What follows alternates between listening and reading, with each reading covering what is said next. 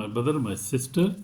So this is a prayer of thanksgiving. Hallelujah.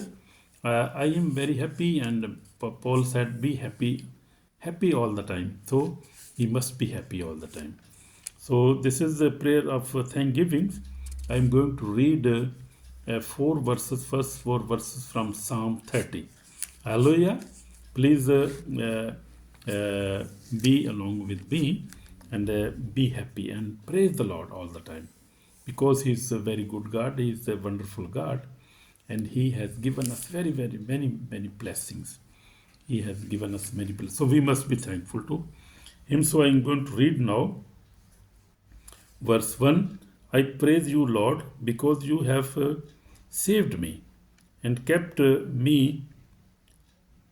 my enemies from allotting over me.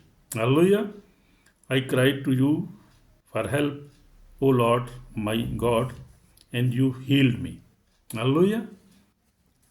You kept me from the grave, and I was on my way to the depth below. But you restore my life. Sing praise to the Lord with all his faithful people.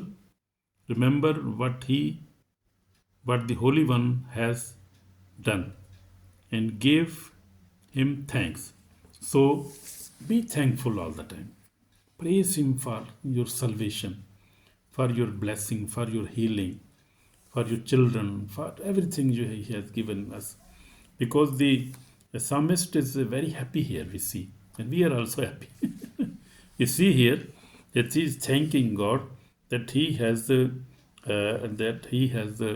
lifted him up. He has blessed me with blessed him with the life, with health, with wealth, even with everything. So we see he is very happy and praising God all the time.